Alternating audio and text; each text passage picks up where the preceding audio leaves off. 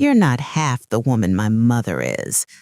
She said it like sugar hiding a knife under the chandelier I dusted that morning with an old t-shirt. I didn't flinch. I slid a warm peach cobbler to the center of my table and pushed a thin stack of papers across the wood. "Wonderful," I said. "Then your mother can start covering daycare and the property taxes because as of tonight, I don't." My son looked up from his phone like a boy who'd forgotten how doors work.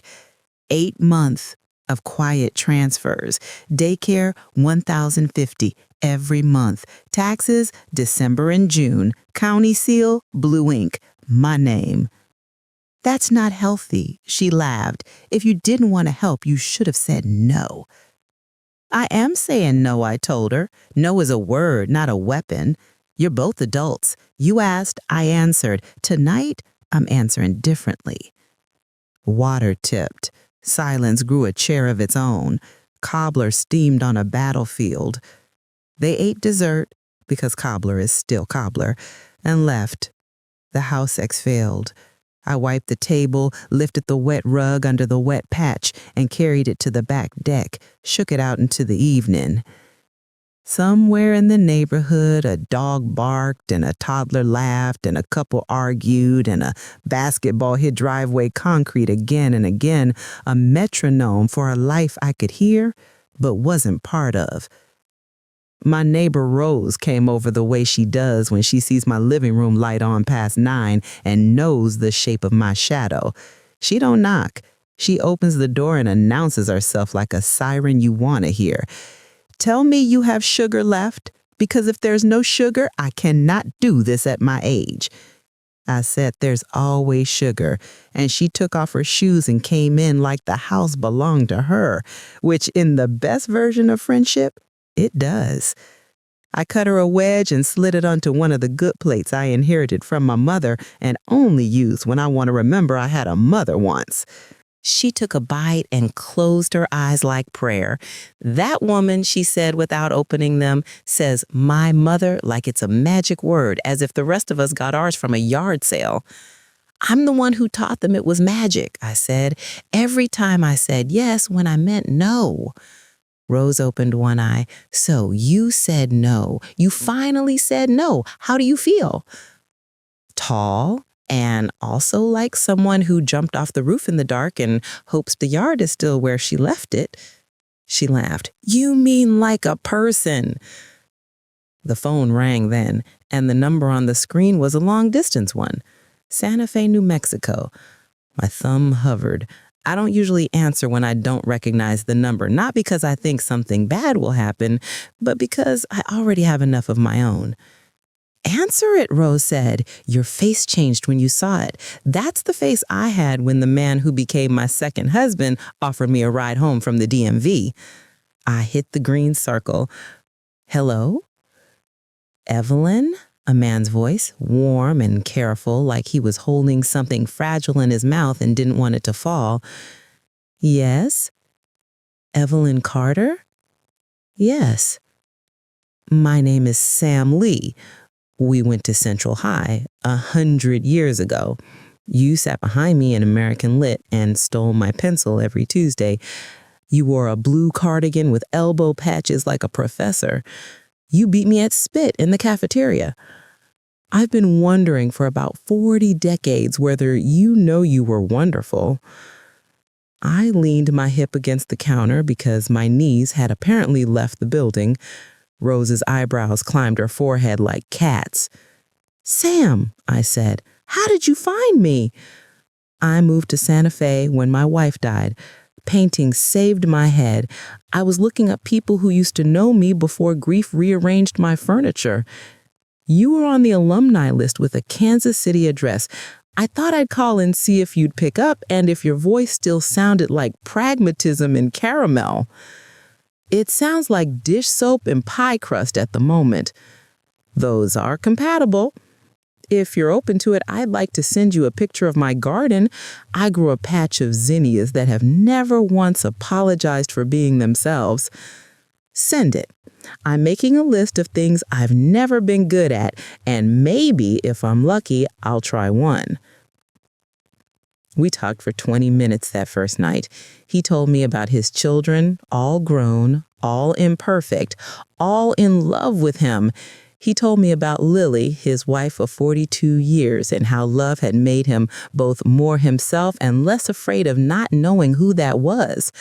I told him about Route 14, how the same boys who nearly made me quit became the men who waved from the sidewalks with strollers a decade later. He told me the Santa Fe sky was so honest in the morning, it made you tell the truth whether you planned it or not. I told him I might need that kind of sky. He said, "Come see it. I have a casita. It was built to house paintings, but it turns out it's better at holding people. Stay a week, stay 2, sit on the portal and let the world remind you that it's bigger than your street." "I can't just go," I said, "because the grooves of my life are deep." "You can do whatever you choose," he answered. "Sometimes we forget."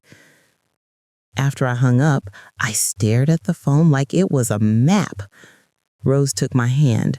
Her hands are square and strong and always warm, like ovens with doors. "If you don't go, I will put you in my trunk and drive you there and drop you on his porch like a casserole. Life is short, and you have been living a very long version of obedience." I laughed. It broke something that needed breaking. "I'll think about it," I said. "Think while you book the ticket. You can always cancel if fear wins, but give courage a credit card number." I slept for 3 hours that night, and then got up and made coffee at 4:30, like I used to when I drove the morning route. I sat at my kitchen table with the bank statements spread out like a deck of cards, except in this game, I had stacked the deck against myself. I traced my name on the signature lines. I looked at the numbers. I thought about Oliver's cheeks when he sleeps, flushed with whatever adventure his dreams have him on. I thought about Ethan's shoulders, always halfway between a shrug and a collapse.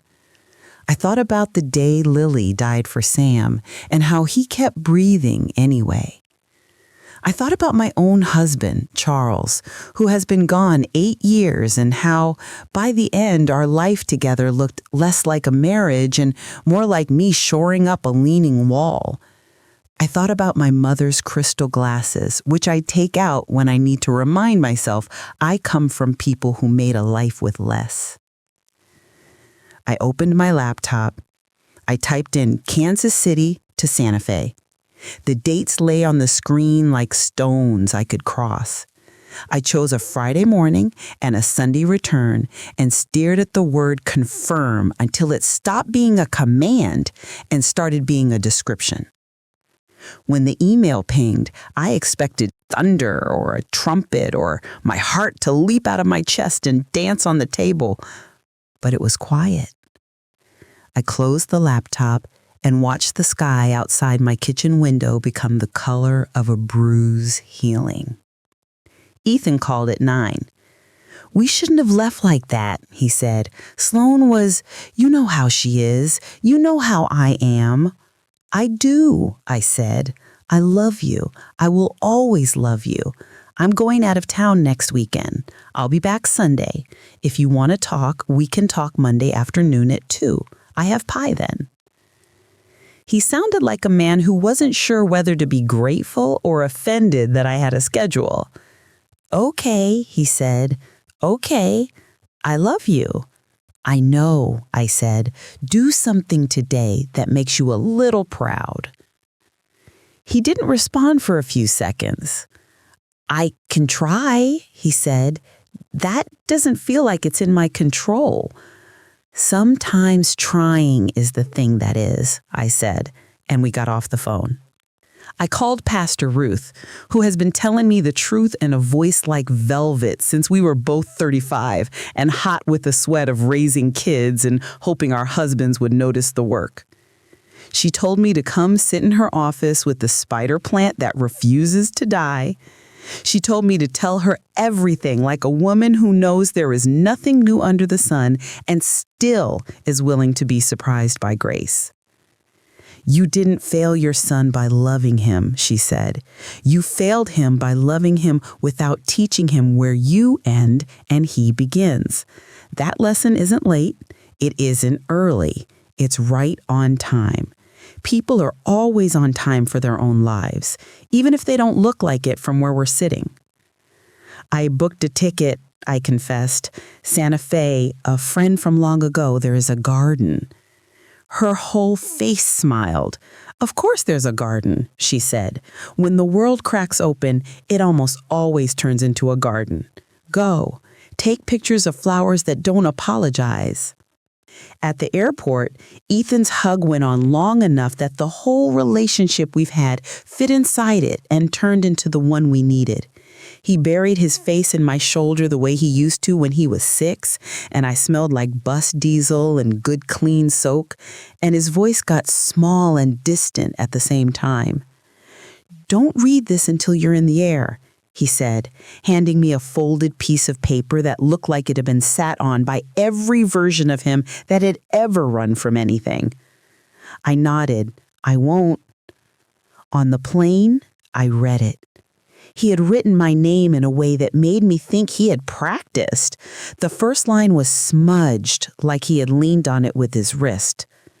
"Mom, when I was 10 and broke Mr. Watson's garage window with the baseball, you paid for it and told me the important part was that I told the truth. When I was 14 and I lied about where I had been and you knew it because mothers have a nose for lies, you made me walk to Pastor Roos and tell her because the truth told out loud is different than the truth told in your head. When I was 18 and scared to go to college because I didn't understand what anybody was saying in the orientation video, you drove me there and walked me to the door and handed me the pen and made me sign my name like it belonged to me. I've been waiting my whole life for the person who would make me not have to do the next thing. That person has been you. I want to learn to be a person who doesn't need that person anymore. I am sorry for lying. I am sorry for letting Sloan be mean to you because I was afraid of what it would cost me to stop her. I am sorry for being a father in name only lately. If you can let me try without picking me up, I will see what my legs can do. Fly. I love you. I'm scared. I'm trying. E." I pressed the paper flat and read it again and again until the words stopped being words and became something softer. The clouds outside the window looked like fields I could roll in if I were bold enough. Sam was standing by the exit door when I walked out of the little airport.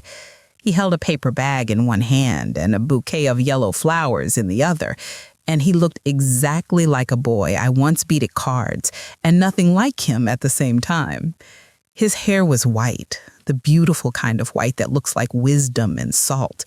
His eyes were the color of a stain in wood that you can't sand out and wouldn't if you could.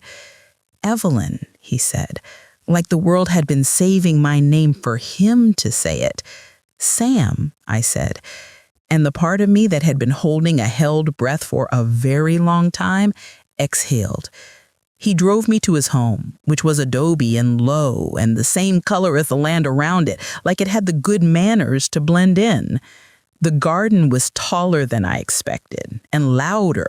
The bees had things to say and the wind involved itself in every conversation, and the zinnias were so unapologetically themselves, I wanted to lay my cheek against them like a child and absorb whatever it is flowers know about how to be alive.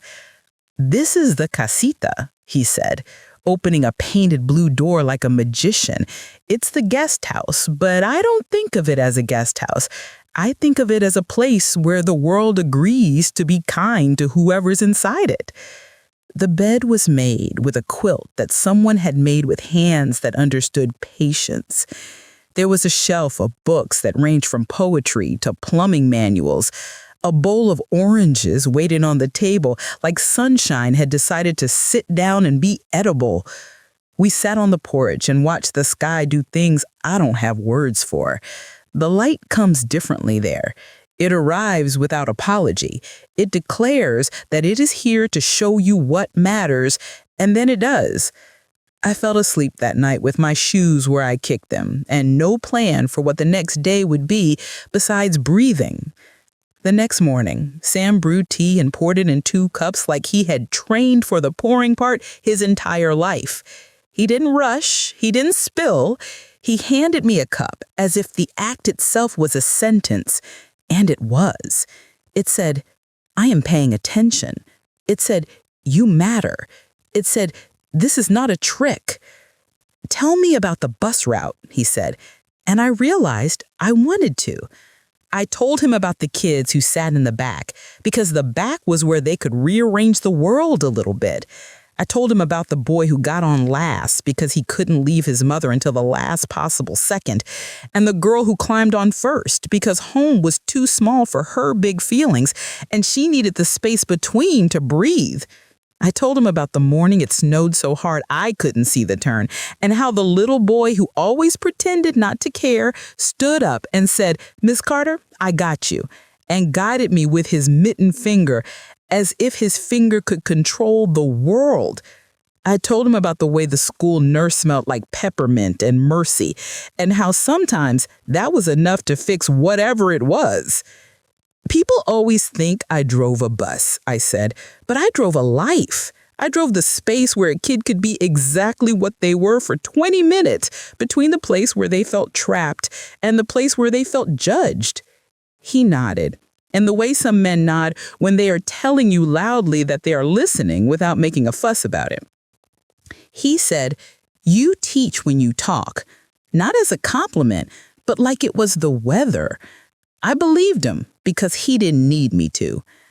We walked the city that afternoon, the way you walk a place that belongs to someone you are learning to love.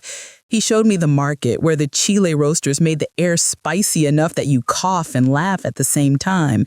He pointed out the gallery that always hangs one painting crooked and insists it's on purpose.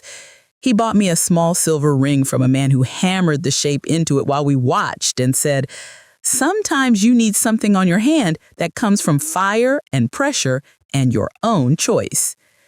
The phone calls from Ethan started to sound different, like he was calling from his life instead of from the doorway of mine. He told me he found a night job at a clinic doing cleaning, which is a job for people who need praise, but is exactly the job for people who want to feel their bodies do something that matters. He told me he went to a group for men who are trying not to be the same man they have been in rooms where nobody knew where the exits were. "What did you say?" I asked. He said, "I wanted to be Oliver's father, not just his favorite." And something inside me sat down and smiled. I flew back to Kansas City for Oliver's birthday because the calendar said he was turning 5 and nothing in the world trumps that. Sloan had decorated the backyard in a theme so specific and current that if you blinked, you might miss it being popular. There were dinosaurs with party hats and the cake that looked like an extinct mountain. She wore white because she always wears white to parties. It makes her look like the main character. "Evelyn," she sang when she saw me, "you made it. We're about to do presents, but please don't make it a thing. It's about Oliver."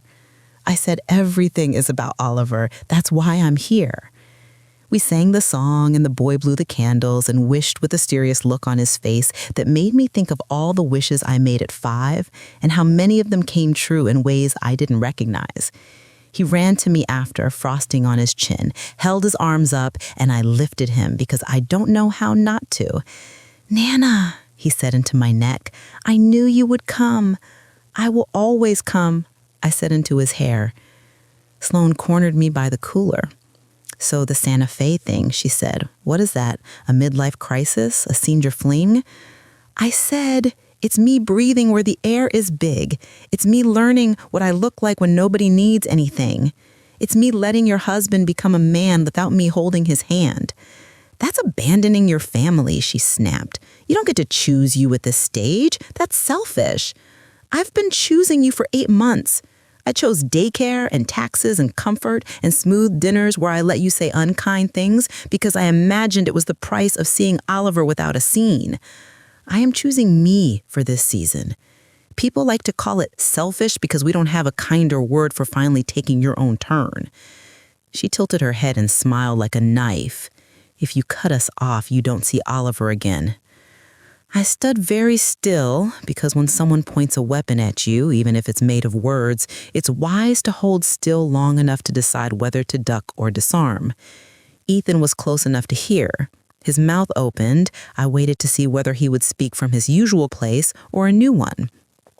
"Sloan," he said, gently, "we can't do that. We can't use Oliver to make his grandmother pay our bills. That's not what parents do." She stared at him like he had grown a second head, and she didn't like the haircut. "Do you even hear yourself?" "I do," he said, and his voice didn't shake. "I hear myself." I knelt to Oliver because he was the person at the party whose needs make the most sense to me. "Buddy," I said, "Nana's gonna fly home tonight. I came for your cake and your face. I love you at the airport and at the house and at the market and on the phone. I love you at all the places. Nana love is a location you carry." He nodded like he understood everything important and returned to his volcano. I stood and looked at Sloan, who was calculating what she could take away to make herself feel tall. "You can ban me from your yard. You can cut me from your Christmas. You cannot take me out of my grandson's bones. That's not how grandmothers work." She flounced away because that is a specific kind of leaving. Ethan and I stood together by the grill and watched the smoke do the thing it always does, which is rise. "Thank you," he said, "for not rescuing me in front of my son. I love him. I love you. Love is not bail." I flew back to Santa Fe with relief in my purse and a small stone from Oliver's pocket. Sam picked me up, watched me climb into the passenger seat the way you watch somebody who has learned to walk again. "Stay a little longer," he said, while we sat on the porch and let the day turn into its better self. "Not forever, but long enough to make a small life and see if it feels like yours. I have a house and a church and a woman who will break my knees if I don't water her plants," I said. "You also have a person who loves you, who has made his own decision to be okay," he said. "You can be a mother from two places. You've been a mother from one so long you think it's the only option." I stayed. 1 week turned into 2, and then 4, and then the calendar itself got quiet in the face of my peace. I baked pies on Saturdays for the farmer's market, and a man with a face like a spade bought one every time and told me his grandmother used to pat pie crust like it was a baby. I met Sam's children. The oldest called me Evie because she said the full name felt too formal for someone who was going to be in her family, whether or not I signed papers. The middle one brought a book she thought I'd like every time she came over, and she was always right. The youngest asked me straight out if I loved his father, and I said I was practicing. We talked about Lily sometimes at the kitchen table, not as a ghost, but as a woman who had loved a man and raised kids and planted a rosemary bush that still gives itself away. We didn't compare me to her because that would be rude and silly. The heart is not a list. It is a house with rooms. Ethan's life changed at the speed of a person deciding and then failing and then deciding again. He worked nights and slept like a man who had earned an ache. He went to group and said things out loud that until then had only rattled around in his brain like screws in a 10. He called me and didn't ask for anything, and when I asked what that was like, he said it was easier than he imagined and harder than he hoped. He learned how to make pancakes on Saturday mornings that don't stick. He learned to keep Oliver's extra socks in the car. He learned to send me pictures of the boy at the park with the caption, "We're okay." And I believed him. Sloan moved like a woman who needs noise to survive. She posted pictures of Oliver without Ethan in them, and people commented hearts, and I learned not to watch. She dated someone who wore a watch so big it had its own wrist, and I wished her peace while knowing the only person who can give her any is herself. She invited me to a fundraiser because the photographer likes grandmothers with smile lines, and I said, "I'm busy that night practicing being a person," and she didn't understand, and that was okay. I opened a small stand at the market called Evie's Pies because it turns out I like money that comes from my hands in flour more than money that comes with guilt attached. I sold out most Saturdays because grief and joy both require something sweet, especially in the morning when the sun is still figuring out how to be a friend. Sam painted in the afternoons with the studio door open so the light could visit. Sometimes we didn't talk at all for an hour and it felt like a conversation that went well. Sometimes he told me stories about his parents and their grocery store and how he learned to count by stacking apples. Sometimes I told him stories about the day Ethan told me he was going to be a father and how I was more scared than happy, and the shame of that stayed with me for months because I thought a good mother only ever feels joy. He cut me a slice of bread and put butter on it like it was medicine and said, "Remorse and shame aren't the same thing. One helps you act better. The other keeps you from moving." The first storm I watched in Santa Fe came from far away so slowly I could drink 3 cups of tea before it reached us. The sky was a poem about distance and inevitability. When the first drops hit the porch, I felt the urge to run inside and shut windows and gather blankets and make sure everyone had socks. I didn't. I sat and watched and let the water do what it does. When it was over, everything smelled like renewal, like it had rained soap. Oliver learned to video call me. He shows me his tongue, which is always a color that doesn't occur in nature, and his knees, which are always scabbed because he loves the ground. He asks if I can see the sky where I am, and I tilt the phone up so he can. He says, "Nana, your sky is big." And I say, "So is yours." And he thinks I mean the picture, but I mean everything. One afternoon, Ethan called and said, "I made a budget." I sat down. "Say that again," I said. "I made a budget," he repeated, like a man who had learned to say, "I am sorrow," and meant it. It's nothing fancy. It's a list of what's coming and a list of where it goes. It made me sick to my stomach. It made me proud. "You did a hard thing," I said. "They get easier because you get better, not because the things are less hard." He said, "I know. Thank you for not making me a boy again." He picked up Oliver that weekend with a lunch he packed and a plan that didn't include his mother or a meltdown. After the park, he sent me a picture of the boy napping, mouth open, one hand still in a fist around a toy car, as if even his dreams were mobile. The caption said, "We're okay." And then he added, "I can do this." 6 months turned into a year the way a doorway turns into a hallway. You don't force it. You just walk. My Kansas City bungalow sold to a newly married couple who came to my open house because they saw the way the light falls in the living room in the late afternoon. I packed the things that mattered and gave away the rest to people who would use them in their lives, which is better than storing them in mine. Rose came to help and ran the kitchen like a general of casseroles, and we laughed until we cried, and we cried until we laughed. She wore a new turquoise necklace when she hugged me goodbye at the airport. It looked like somebody had saved the color of a lake and turned it into jewelry. She said, "Text me pictures of everything, even the things that don't photograph well." Pastor Ruth sent me off with a blessing that wasn't fancy and therefore perfect. She said, "Go where your peace is. Come back when it's somewhere else." Sam asked me to marry him standing in the garden by the rosemary bush Lily had planted. He didn't kneel because his right knee is shot from a lifetime of living, and kneeling is a young man's move. He did hold my 2 hands as if they were separate people he was asking permission from. He said, "If you want to be my wife, I will be grateful and faithful and amazed every day. If you want to just be my person without paperwork, I will be grateful and faithful and amazed every day.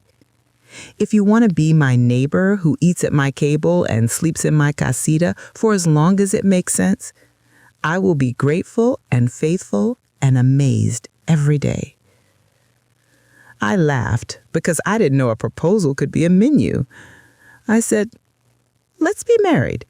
Not because I think it will save me from anything, but because I think it will help me tell the truth louder. We had a small ceremony in the courtyard behind the house because big love doesn't require a big audience. Sam's children cried in a way that made me think of The Sound of Rain. Ethan cried like he'd discovered that tears were not weakness, but overflow. Oliver wore a little blazer he hated and then ripped it off and ran around without it, and we cheered because he was right. Rose flew in with a dress that said she had won something, and she had. Pastor Ruth's voice wrapped itself around our vows and made them warmer. I wore a blue summer dress with white flowers I bought at a thrift store because I believe in giving things a second act. When Sam said my name, it sounded like a verb. After the ceremony, we ate food you can pass easily from hand to hand. That felt right. We told stories that didn't make anyone else small. Ethan stood and made a toast that made me sit down because my legs forgot how. To my mother, he said, who taught me to stand up by sitting one out. You left me the room to learn. I filled it. I love you. He looked at Sam. Thank you for building a porch she can see the sky from. We danced in the uneven way people with real knees dance. The kids twirled themselves dizzy and fell down and got up smiling. The sun slid down and the lights we had strung up took over the job of making the world visible. That night, in the quiet, I lay in a bed that was mine because I was in it and not because I had earned it with labor. Sam's hand found mine like a homing pigeon. He fell asleep the way men do who have let go of being in charge of everything. I stared at the ceiling fan slowly turning and thought about all the ceilings I had stared at in my life while I made lists of what had to be done in the morning. The list that night had exactly one item: keep choosing. When the first scare came, it wasn't dramatic. It was a letter. Things find you even when you move.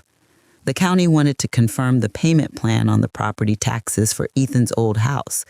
They wanted a signature. My old habit woke up like a hungry dog. I called Ethan and read the letter out loud because words have different power when they leave your mouth. He listened. He didn't panic. He didn't pretend it wasn't his to deal with. I'll handle it, he said. I'll go down and talk to them. I'll get on a plan I can pay. Thank you for telling me. Thank you for not signing it to save me the drive. I wanted to say I was proud of him, but I didn't because pride is a thing we give when someone performs. This wasn't performance. This was life. I love you, I said. Text me when you're done. He did. He said, I was nice and direct. They were helpful and bureaucratic. I set up a plan. I get a sticker. I could hear the smile that comes when a man feels himself being what he was supposed to become. Sloan married a man 10 years older than her who liked the way her photos looked on his arm, which is its own kind of need. I wished her well with my whole heart, because I cannot be the keeper of her lessons. She will learn or she won't, and either way she is a person worthy of breath and breakfast. She stopped using Oliver as leverage after a judge looked at her the way only a woman judge can look and said, "We don't barter children." And Sloan cried appropriately and complied more than she rebelled because the consequences were visible. Ethan and she learned to speak to each other like co-workers in a job they both value. They wrote the word Oliver at the top of every calendar and made the rest of the months obey. My pies got a ribbon at the market that meant nothing and everything. It meant someone tasted something I made and felt less alone. Sam's painting of the aspen grove won a small award that put a blush on his face I couldn't stop kissing. We sailed through ordinary days like the boat people imagine when they say smooth sailing, which is never the reality and always the hope. The boat creaked, the weather changed, we did the sails, we didn't sink. I got older. I know because my knees told me in a voice that is firm and unimpressed with excuses. I sat more, but I sat on purpose. I noticed when my breath came and went like a visitor I wanted to keep and therefore did not take for granted. When Ethan called, it was to tell me about Oliver's science fair volcano, or that he got a raise at the clinic because he shows up on time and doesn't complain and cleans like a man who knows the difference between a job and a favor. When he needed advice, he asked for insight, not intervention, and I had to practice offering only the first. I got good at sentences that start with, "What are you thinking of doing?" and end with, "That sounds wise," or "What might be a consequence if you try it the other way?" Oliver grew. That's what boys do if the people who love them get out of the way of the process. He lost his first tooth while eating an apple, and he asked if the tooth fairy knows how to find his Nana in another state. He learned to read, and the first sentence he read to me was, "Nana has a hat," and I considered it a perfect piece of literature. He learned to ride a bike without training wheels because Ethan jogged behind him, and then let go when it was time, instead of before or after. And if that isn't the definition of love, I don't know what is. I wrote letters sometimes, even when I could have texted. Handwriting is a way to say something with your body. I wrote to Rose about the color of the sunsets and the price of good butter. I wrote to Pastor Ruth about the smell of rain on dirt and how it should be bottled and given as penance for being unkind. I wrote to my mother, even though she's gone, and told her that I found a life in a place she never saw, and I think she would have liked it because it is tidy and wild in equal measure. On our first anniversary, Sam and I did nothing, and therefore, everything. We sat. We ate. We held hands. He told me a story about the day he almost didn't ask me for my number because he thought I would say no, and then he thought, "I've carried worse things than a no." I told him a story about the day I walked into a room and nobody knew I was a mother or a widow or a helper, and how that felt like being an outline with no color, and how slowly here the colors came. Once, months later, I went back to Kansas City because a girl I used to drive had asked me to be the person she saw when she took her oath at the Fire Academy graduation. She said, "You were the adult who made me feel safe in a vehicle." And I said, "You will now be the adult who makes other people feel safe in burning buildings." That seems like good math. I stood in the back of the auditorium and clapped until my hands hurt. Afterwards, we took a picture with our mouths open in a laugh and my hair doing the thing it does when humidity remembers me. I stopped at my old street and parked in front of my old house and sat quietly and watched a couple carrying a plant bigger than both of them. The woman put her hands on her hips and the man pretended to be confident. It was good. A boy rode by on a scooter and yelled, "Hi, lady," because children do not care that the world used to be yours. The peonies I planted 3 years ago were erupting like joy. I left them there for the next person. That is one of the best things about planting things. They belong to more than one life. On the way back to the airport, I stopped at the daycare where Oliver first learned to share because other children insisted. They had painted the door a brighter blue, and the sign had a new font because time moves forward, even in institutions. I watched a mother in scrubs drop off a toddler who didn't want to let go, and a teacher who knew what she was doing took the child and the mother's eyes both at once. The mother put her hand on her own chest and breathed and left. I hoped she was going somewhere quiet to sit in her car and cry for 4 minutes before going to save strangers' lives. I wanted to tell her it won't always feel like a ripping, but I didn't because she didn't need me, and because sometimes the kindest thing you can be is a witness who minds her own business. I came home to Santa Fe, which is what I call it now, even though most of my people are elsewhere. Home is where you sleep without bracing. It's also where you're known by your laugh in the bakery and your order at the market and the way you tie your scarf when the wind is indecisive. I opened the door and the herbs welcomed me because plants like consistency. Sam came in from the studio and he smelled like turpentine and sunrise. He kissed my cheek like he was checking my temperature. We made dinner that took too long and tasted perfect because we were hungry in all the ways that matter. The next day, a woman I didn't know stopped at my pie stand. She looked like a person who has held many heavy things and set them down gently. She bought a slice, and then she cried, and then she left.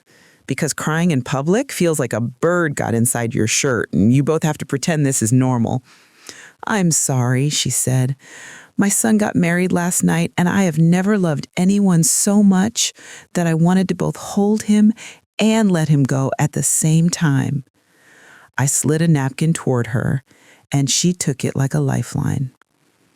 "If it helps," I said, "both are love, the holding and the letting. It matters that you know which one is needed when." She nodded and took a bite and closed her eyes, and when she opened them, she said, "This tastes like not being alone." "Then it's good pie," I said. There are nights still where I wake up and run my hand along the list of bills in my mind, like a rosary I don't believe in. I go into the kitchen and drink water standing up and remind myself the list is not mine. I tell the part of me that is always listening for someone to call me for help that the person who will call is me, and the help she needs is gentleness. I go back to bed and I sleep like a person who is okay, even if the morning asks for more than she has, because I learned somewhere in a high city where the sky is rude and honest that mornings are not requests. They are gifts, the kind you can open whether or not you bought them. Sometimes I sit with a picture of my younger self. She is wearing a cardigan. Her hair is a riot. She looks like she could either fight or bake, and the trick is she could do both. I want to tell her so many things, none of which she would listen to because 20-year-olds have better things to do than take advice. I want to tell her that the love she gives will spill onto people who don't know what to do with it, and that isn't a failure. I want to tell her that forgiving yourself is a practical skill, like mending a seam, and she should learn it sooner. I want to tell her that the boy she will have will break her heart in 1,000 small, healthy ways, and put it back together as a man who knows how to say, "I'm sorry, and I'll do better," and then do those things. I met a woman at the gallery who had eyes that had seen both oceans and hospitals. She asked me what it feels like to be happy at 70, and I said, "It feels exactly like being happy at 7, except you are finally allowed to choose your bedtime." She laughed and bought a painting. Not because she needed it, because we rarely need what saves us. If you had told me 2 years ago that I would live in New Mexico and sell pies and marry a painter and watch my son become a man while I didn't watch him at all, I would have smiled politely and changed the subject, because hope requires good posture. If you told me I would be fine, I might have believed you, because sometimes people tell the truth and it lodges under your skin and grows there. My life now is not neat. It is honest. The edges are frayed in ways that tell the story of being handled. The table is scratched. The garden is wild. The boy is loud. The man is kind. The woman is me, finally. And I say her name out loud when I pass a mirror and catch us both, just to hear how it sounds when it isn't whispered. Once, on a Tuesday that tasted like any other day, I stood in the doorway of the casita and watched the light pour itself over the floorboards, and I thought about the first night when Sloan told me I wasn't half the woman her mother was. I wondered what half means to somebody who thinks love is a number. I wondered why we measure women at all. I laughed then, because the question was bigger than my house and smaller than my day. I'm not half of anything. I am whole. Not perfect, not finished, not certain. Whole. A grandmother and a wife and a neighbor and a pie maker and a woman who will spend the rest of her life getting better at letting other people learn their lessons on time, without me dragging them across the finish line and calling it love. Sometimes I ask myself a question when the wind comes off the hills and presses against the windows like a guest who forgot the time.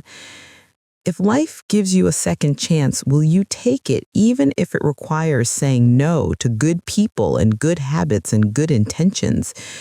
Will you take it even if it means someone who has used you will call you selfish and someone who depends on you will call you cruel? And someone who loves you will need a minute to adjust? The answer is yes. I hope I keep answering yes until I run out of questions. The other day, Ethan sent a voice message because he was driving and because men sometimes need to not look at you to say their truest things. He said, "Mom, I saw a guy at the clinic tonight crying in the hallway because he didn't want to tell his wife he lost another job. I wanted to call her for him. I didn't. I sat down next to him and said, 'You can do hard things.'" He said, "Like what?" I said, "Like tell the person you love the truth." Then I stood up and went back to work because it wasn't mine. I thought you'd want to know that I didn't save him. I listened to the message 3 times and then once more because sometimes joy hides in repetition like a child in a game, and if you don't check the same place again and again, you might miss it. I sent him back a message that said, "I am here. I am your mother. I am not your rescue. I am proud of you." And then I put the phone down and went outside because the sky was doing a thing again. The honest thing, the rude thing, the beautiful thing where it says, "Look, you are small and enormous, and this is what it's like to be alive." If you're wondering whether it's too late, it isn't. If you're wondering whether saying no is the same as saying I don't love you, it isn't. If you are a woman in a kitchen with a dish towel over your shoulder wondering when your life will call you by your actual name, consider this me, Evelyn Carter from Kansas City by way of Santa Fe, telling you in a voice like pie crust and practicality and a bus horn in the morning, you may start now. I do not know what will happen next. That used to terrify me. Now it feels like a gift bag with tissue paper crinkling in the top. Maybe Oliver will put apart a radio and put it back together better than it was. Maybe Ethan will marry a woman who likes his quiet more than his jokes. Maybe Sloane will sit with a therapist and put her fear down long enough to see her own heart and cry with relief at how human she is. Maybe Sam will paint a blue so blue it will make the gallery owner swear. Maybe my pies will burn one Saturday and a kind stranger will tell me it's okay to sell them at half price because imperfect sweetness is still sweet. Whatever happens, I will wake up and make my bed and call my friend and water the rosemary and tell the truth and count the money and pay the bills that are mine and love the people who are mine and forgive the rest. I will bake when I can and buy when I can't and never again confuse being needed with being alive. I remember the night I said no for the first time and how it sounded like a door opening. I stepped through. There is so much here. The light is impolite and perfect. The garden says, keep going. The boy says, watch me. The man says, stay. The sky says, you made it. I say, I know.